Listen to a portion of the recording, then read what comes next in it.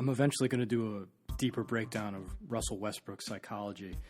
But what I tell athletes to do is when you read an interview with these guys is start searching out, try to find what it is they believe and how they think. A lot of the times they give it away in interviews, and what you want to do is take that belief system and put it into your skull. In psychology, this is called modeling. Now, you model somebody's body language, which some of my other videos on Jordan and Curry and Kobe start to show you how to do, but you also want to model the interior. That is what they believe, because that's the engine that gets them to run. Now, Westbrook plays with total intensity and passion. I mean, you gotta love it.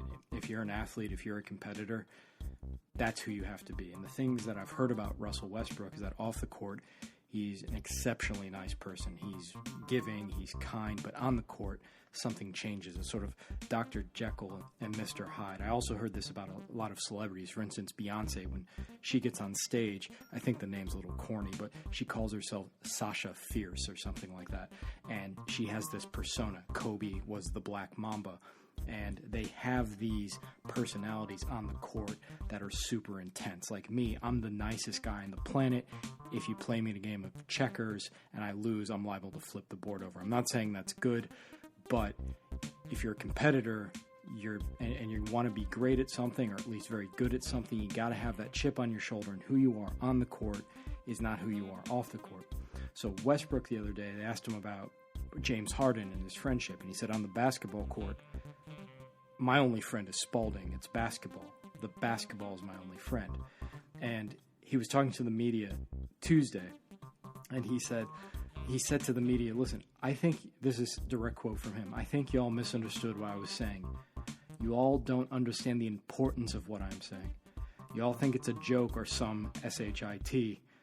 I think y'all think, oh, you only have one friend. The basketball is your only friend. Westbrook goes on. All these guys are my brothers. My teammates are my brothers. James is a friend of mine, meaning James Harden. There's other friends that I have in the league.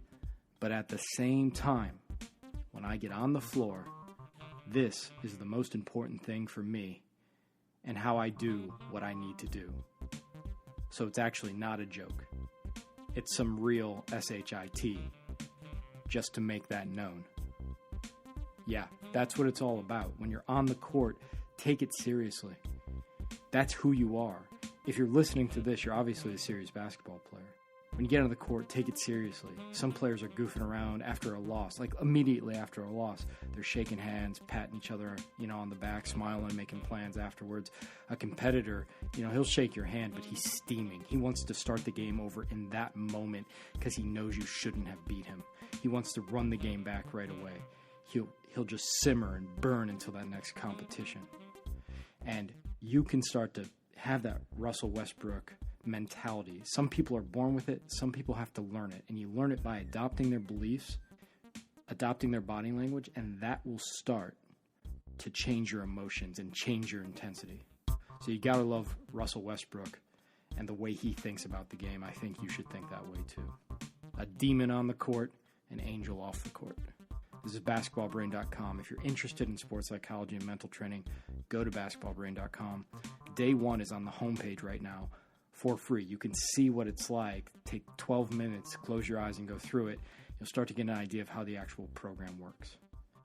BasketballBrain.com. If basketball is your religion, this is your church.